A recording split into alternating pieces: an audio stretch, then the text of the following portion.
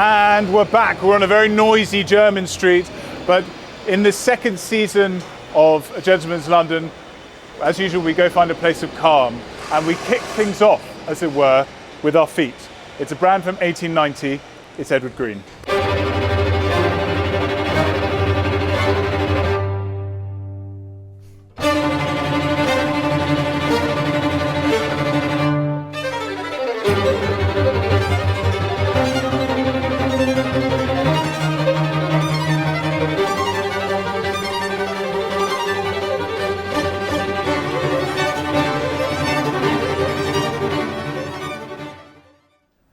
So, as I mentioned, I am on Jermyn Street with Edward Green, and I'm here with Ewan Denholm, who's the boss, who is head of brand and business development. Head of brand and business development, and you and I, we've been working together for a very long time because we sort of dipping in and out of conversations, largely about shoes and the luxury industry at large, because shoes play quite a key aspect of.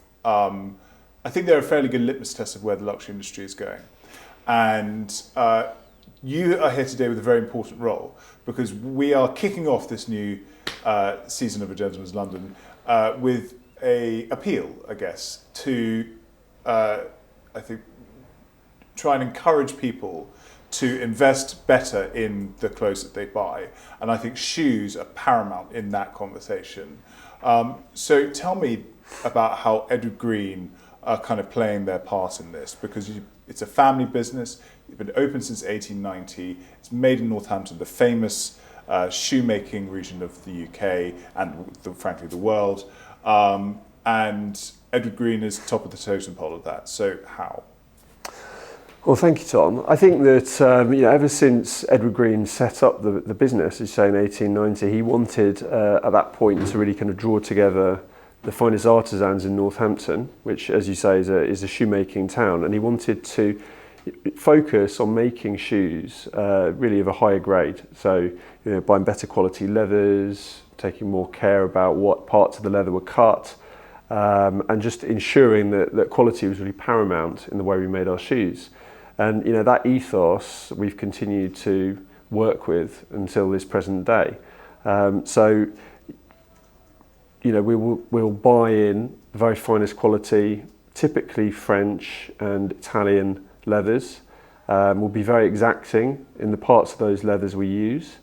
For our coloured skins, we'll use what we call natural burnishing calf. So it's not fully finished, it's a full grain leather, and you can see the character of the leather. So it creates a much kind of deeper, more characterful look to the shoe when we finish polishing it and colouring it.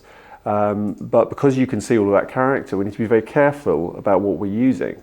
Then in terms of the soles we select, again, they've been tanned in oak and cabbaccio for 3 months. So they're very comfortable, they're very long lasting. So at every stage we're picking the finest components, and we take real care as to how we work with them. And I think that by getting those elements right, we end up with a shoe which is beautifully refined and is capable of lasting through the years, which is the reason why people will have them resold and through the decades. As I say, I've these are mine, and I've had these, gosh, I think 5 or 6 years, and I think they're on their 4th or 5th resole, and they look brand new. I mean, I polish them nicely, and I maintain them, I look after them well. But here's the question: it's one thing to have all the raw materials. You can buy in all the raw materials you want, but how do you ensure the highest level of craftsmanship within the brand?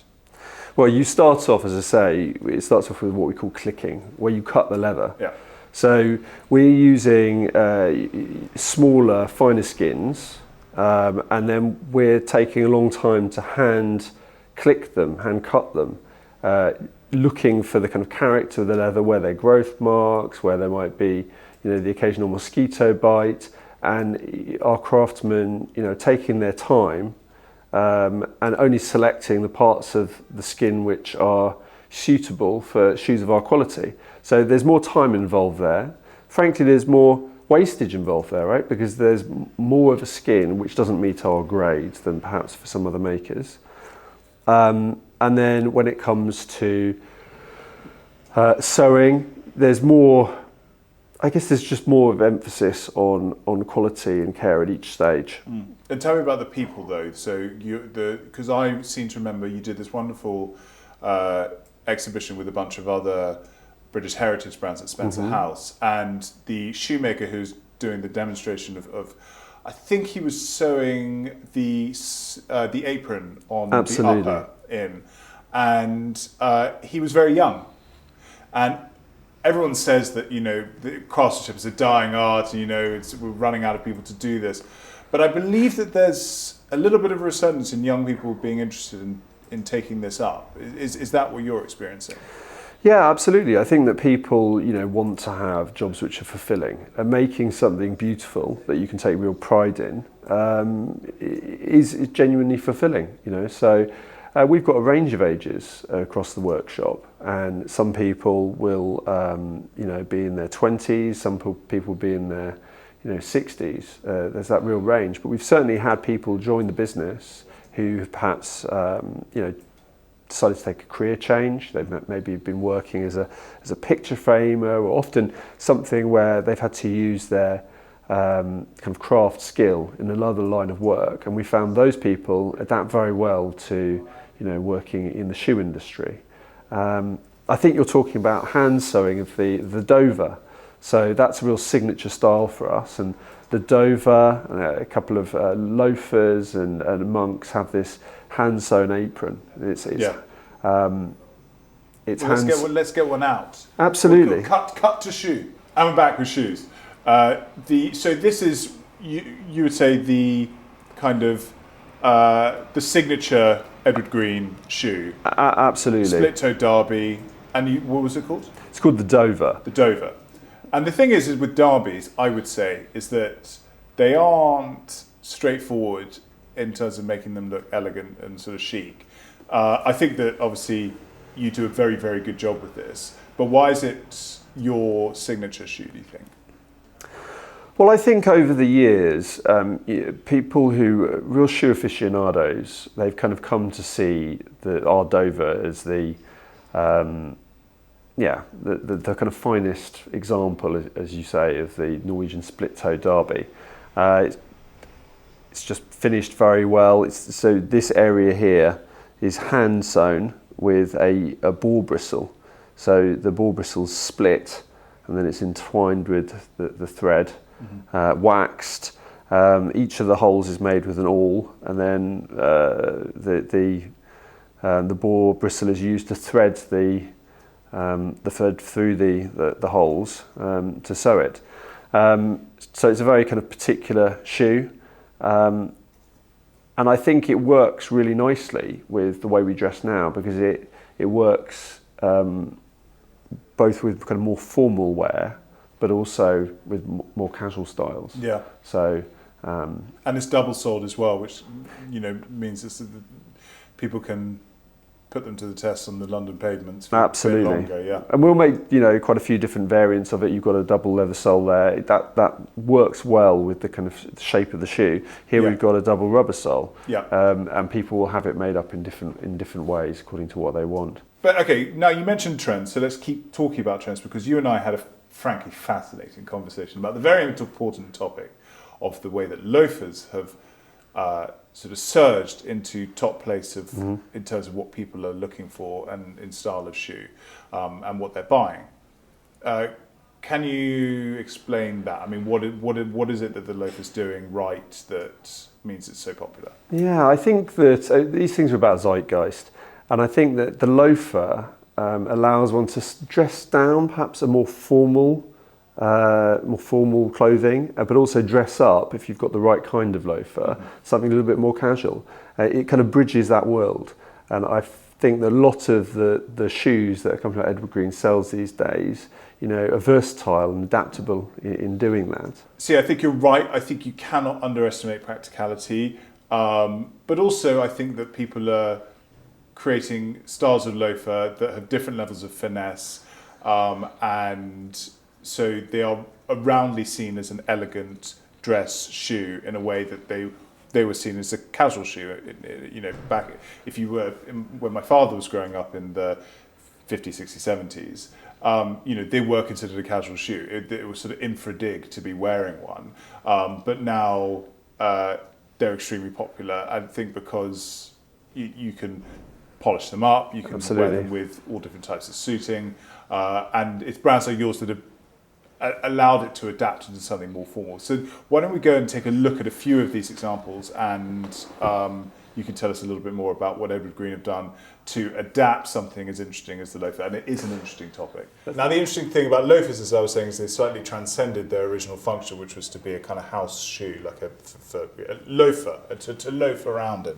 But here we have a really beautiful array of shoes which would all fit in every manner of dress, casual, formal, whatever. So this is a great demonstration of how Edward Green have understood the market of what people want and adapted their designs to fit to what people are after. Because we have, 7 different styles of loafer here? Yep. Different types of tassel, from braided to just straight leather to suede, different aprons, different bands. You know, take us through the kind of process of the mind of Edward Green as a business and how you decided to create all these different offerings to the customer. Yeah, thanks, Tom. So here we've got the Piccadilly, and the Piccadilly is what you're wearing today. Yeah, I am. So this would be a loafer we've been making, for many years, probably around 3 decades, I'd imagine, at the minimum. And it's a loafer which, lends itself really well to, I guess, a more formal wardrobe as well. Why? It's got an elegant arm and toe. So this is what we call the 184 last, which is our most popular loafer last.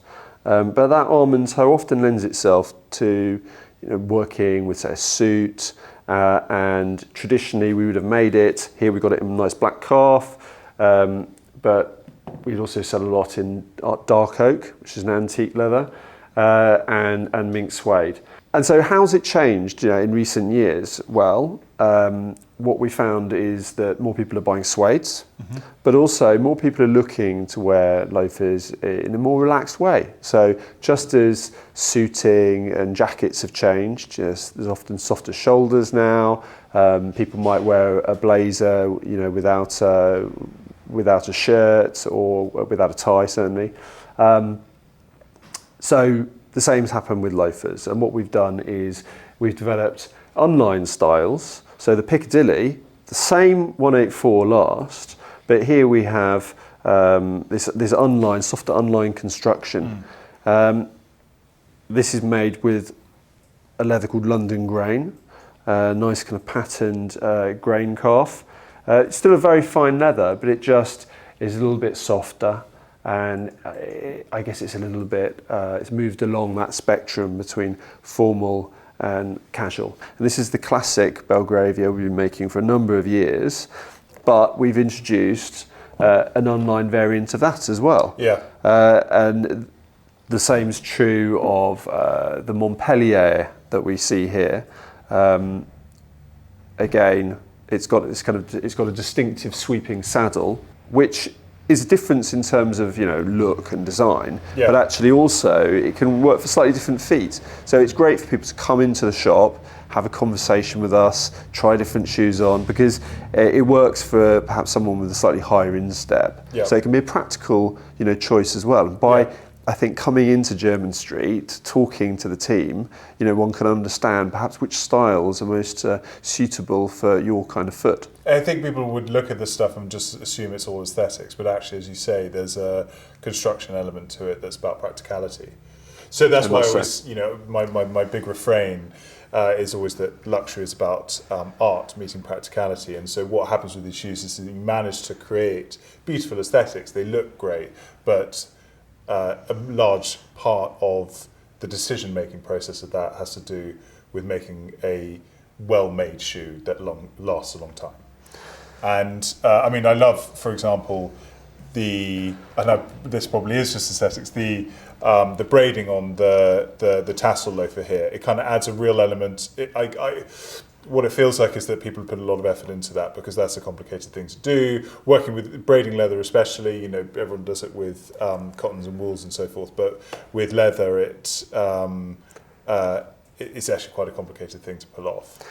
Absolutely, and it's a particular detail which perhaps sets our Belgravia apart from some of the other loafers. So people who become really involved with their shoes, they'll notice these little elements, these little details. Yes, that's why I'm afraid you have a bit of a fanboy here. I mean, I think that this is why I say that where this video is sort of part entertainment, which of course it is very entertaining, part informative, but also part appeal, because I think that the importance of taking your time to discover what shoes work best for you and then investing in those shoes is really important, because you walk out of here with a pair of Edward Greens and you actually start to destroy them because you're wearing them. The whole point is that they are meant to be put to the test, but they also are meant to support you while you walk. And so it's so important to get it right and have something that is actually beautifully made.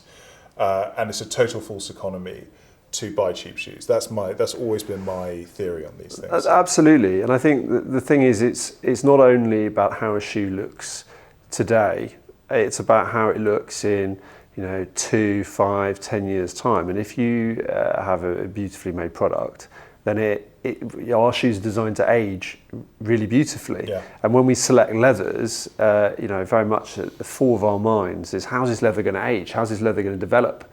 And the character of our leathers, it really does develop a beautiful patina. Yeah. And that's why it's worth having it. Not only can you remake it because it's Goodyear welted, but it's worth having it remade, because actually that shoe that's been worn, maybe to your wedding, to those kind of key events in your life, it's picked up its story as it's developed its patina. Mm-hmm. And so we have shoes coming back, as you say, yours have come back 4 or 5 times. We have shoes which come back perhaps from the 1960s occasionally. 98% of our business, which isn't ready to wear, is our made-to-order service. Yeah. So the top drawer is an element at the top of the tree, but actually it's much more common for people to do one of 2 things. Either to come in and say, I'd love to have that shoe please, but I want to have it in that colour with a different sole, can you do that? Yeah. But also come in, find what their fit is. I've got quite narrow feet. And then what we'll always do is we'll always have any shoe here made up at no extra surcharge, no made-to-order charge, in someone's appropriate last and width. And what's the time scale for these things? Because there are some shoe services you can be waiting a couple of years. Yeah. But does the factory and the production you have, does that allow for a shorter waiting time for the making of a pair of shoes? Because regardless of whether it's bespoke or made to order, the shoe doesn't currently exist until you order. No, indeed. So it needs to be made. So how long do people have to wait? It does change a little bit. We try to aim for 3 months. Presently, I think we're running probably more like 4 months.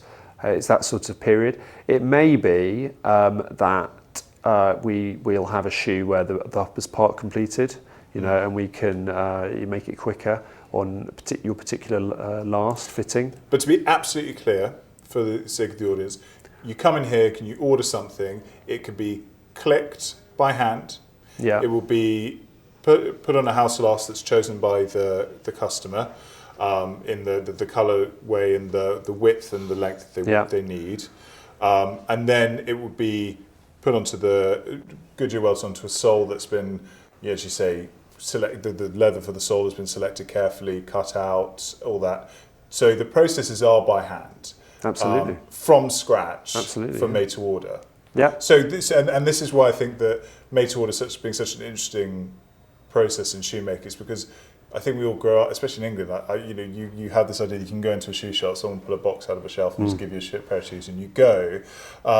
Made to order is that sort of middle ground where you don't necessarily have to wait a hugely long time, but you have that story that you can tell with your shoes.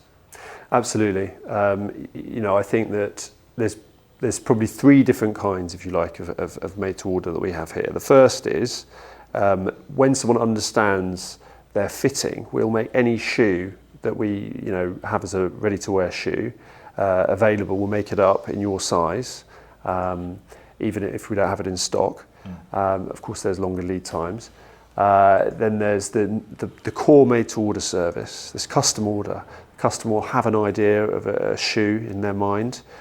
Maybe we've got our swatch books, different colour, different sole, in some instances different last, so that'd be a different toe shape, and they can just really come up with the shoe that they want.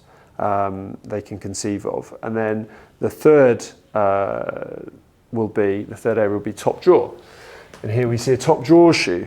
So this shoe is made by one of our most experienced artisans. And there's, the customer can really specify their own design, their own punch detailing maybe, or their own lining colour.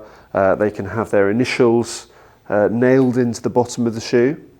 And there's a lot of extra work on beveling to a beautiful finish, beveling the waist to a beautiful finish and cupping the heel into the upper for a very refined look. You can see what there's a really great example of is what's called pitched and flushed heels. So the idea is that the pitch is meant to follow the natural line of the heel down to the bottom. So the heel comes in a bit, and then flush means it just sits completely. There's no gap between the upper and the heel itself, and that requires serious craftsmanship, and also there's lovely details. I mean, this hand fudging, and we'll talk about fudging at another time, but fudging is a very, very interesting part of shoemaking.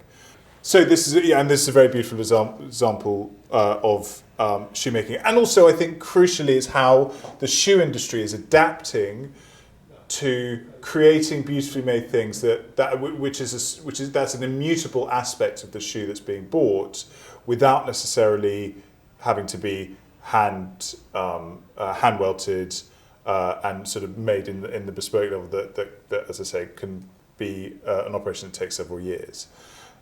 So, I mean, I think that from the point of view of the viewer, this kind of gives a really great example of the dexterity of Edward Green, and justifies, I would say, the place here. It's a beautiful shop on Jermyn Street with all the history that comes with the street, and the service it provides is basically being to all aspects of a man's wardrobe other than suits, which is what Savile takes care of. And here you are, plump right in the middle, looking after the shoes. Just across from Beau Brummel. Just across from Beau Brummel, keeping a close eye on you. And thank you so much for having us down here. We're now going to go to the next part of the video where we're going to talk about the top 5 styles of shoe that I think every man should know about, with demonstration or examples, obviously, from the Edward Green shelves. But in the meantime, just to say thank you to you, and really appreciate. Well, thank you, Tom. It's been a pleasure welcoming you to the store. And that's Edward Green. And now, at the perfect place to do it, I'm going to take you through the top 5 styles of gentleman's shoe I think you should know about. Number 1 is the Oxford. The Oxford is a formal lace shoe that is characterised by the closed facing at the vamp. The history of the Oxford stems from the boot. At the end of the Great Male Renunciation, when men were getting rid of silken and embellished garments, one thing that came from it was the introduction of the trouser. And as trouser legs were lowered from the original breech that ended just below the knee, so the length of shoe dropped as well, because boots weren't necessary anymore. That firstly introduced what was called either the paddock boot and also something called the Oxonian. The paddock boot would end up becoming the Chelsea boot. The Oxonian is what we're looking at now. It was called the Oxonian because of the popularity of those who were at Oxford. And so Oxonian, which is what we refer to now as somebody who went to Oxford, is the name that was given to it at the time. Now it is just referred to as the city, so it's the Oxford, in honour of that particular tradition. When Colin Firth in Kingsman refers to Oxford not brogues, it's slightly incorrect because some Oxfords have broguing. There's no such thing as a brogue. There are just either Oxford or Derbys that have broguing on it. I would recommend, though, that the Oxford has a little bit of broguing on it. I think it gives a little bit of character. However, if you just prefer the very traditional cat-toe Oxford, you cannot go wrong. And if you're asking what's broguing, it's just the perforations that you see on a shoe that gives a little bit of patterning, a little bit of creative embellishment to the leather. The Oxford comes in many guises. You can have the Adelaide, you can have the cap-toe, which is the most traditional, a hole cut, and of course there's the spectator or correspondent ones. What we have here is an absolute classic cap-toe Oxford from Edward Green with some broguing on the cap-toe. Number 2 is the Derby. So the Derby is a lot like the Oxford in terms of its dexterity, but where it distinguishes itself from the Oxford is the open facing at the vamp rather than the closed. So what happened was that the 14th Earl of Derby, sounds like a wonderful chap, went to his bootmaker and they needed to find a solution for the fact that he had large feet and so wasn't really able to get his boots on straight in an easy way.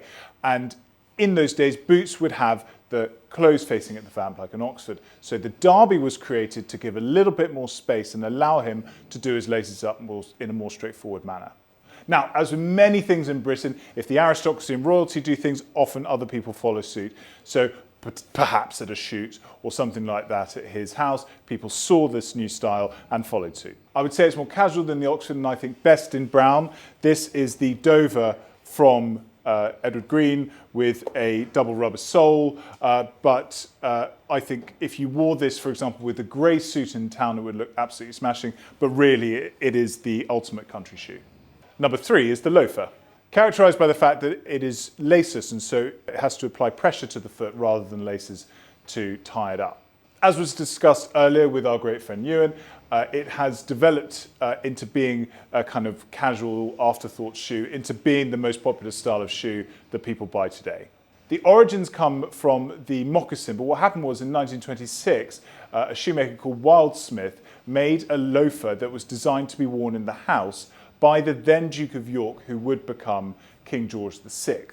And indeed, Edward Green did make a version of this in its earlier history. The penny loafer is an iconic design, but there is also horsebit, butterfly, and one of my favourites is the tassel loafer. And I've chosen this particular one because for all of its burgundy colour and its attempts to be a casual shoe with its tassels, etc. This is a beautiful example of how the loafer has transcended its original purpose to become a formal shoe. This is made by a Horween Cordovan. Horween is the name of the factory in Chicago that make this. Cordovan is horsehide, which is why, in comparison to calf leather, it has a lot more endurance. It's a lot shinier just naturally, but the toughness of Cordovan is something that appeals to a lot of people, both with shoes and with bags, etc. A lot of people turn to Cordovan for that purpose. That might make it a little harder to break in, but once you do, you'll be fine. There is a little bit of a story it might be apocryphal, but I actually don't care. That at the end of the Civil War, the people who had Cordovan boots are the ones that had boots at the end of the Civil War. The one in America, of course, not of course the Roundheads and Cavaliers. And those who had calf, they had basically nothing left on their feet. So Cordovan is a leather that Edward Green used beautifully, and I recommend it to you. Number 4 is the monk. A shoe characterised by the strap and buckle. You have 2 styles. You have either the single buckle or the double buckle, so you have a single monk or a double monk. The origins of the monk shoe are not completely clear, but we do know that the patent was filed in 1901. They became incredibly popular after the 2008 financial crash. So when, along with the revival of a lot of the sartorial brands' popularity and people turning to tailoring just after the financial crash, so too the footwear have a little bit of revival too. And it seemed just at the time, and I don't know whether it's because Lapo Elkin used to wear it or whatever, but people turned to the double monk and they were incredibly popular. They've since sort of died a little bit back down in terms of popularity, but nevertheless, it is a very, very idiosyncratic style of shoe, really stands out. I would say today, if you went to go buy one, I would go for the single monk. However, a double monk really stands out. It's not a formal shoe, so you cannot wear this with anything more formal than a lounge suit. So not with morning dress, or of course white tie or black tie. But you should wear these with great relish if you get your hands on them. Number 5 is the boot. Now this is the style of shoe with the biggest depth chart, and the boot itself predates suiting, I mean anything really modern that we wear today. But I want to delve a little bit into the modern iterations that we have. And this is, for example, the Galway boots from Edward Green. As you see, if you wore a suit over this, it would look like a dress shoe. It's incredibly smart. And yet, this grain shaft is an indicator of it being rugged, countryside friendly, etc., etc. So I say this is, for me, my favourite boot from Edward Green. However, as a terrific shoe brand, they of course cover everything from the Chelsea boot, which is absolutely steeped in the most enormous amount of history. Really, it goes back to Queen Victoria, who ordered this paddock boot that I mentioned before for wearing in the saddle, but it became, to some extent, despite its royal origins, a countercultural style. So you could see the Beatles, Jimi Hendrix, Bowie, Andy Warhol, all these guys in the 60s and 70s who played a part in the sort of countercultural revolution, was wearing the Chelsea boot. Today, if you were to get one, it could have literally whatever connotation you want, but it is a very smart thing that I think most guys should have in their wardrobe. But of course, you may not want to go formal, so if you want to go casual, you can still get everything from the chucker boot, the desert boots, the countryside boots, like the things that are not designed to be worn in the city, or something to be worn with jeans and casual trousers and so forth.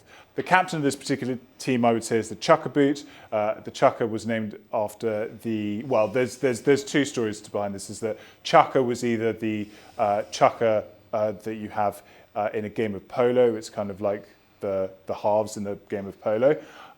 But you also have the word chucker, which is the word for a pleasant perambulation in Hindi. So that is all 5. Now bear in mind I did talk about a huge range of shoes. You can literally go and try any of them anywhere. But at Edward Green, they have everything available to you in all colours and all the various permutations you need. But what you get with coming somewhere like here is the dedication through craftsmanship to longevity. And that is something that I think you need to be investing in.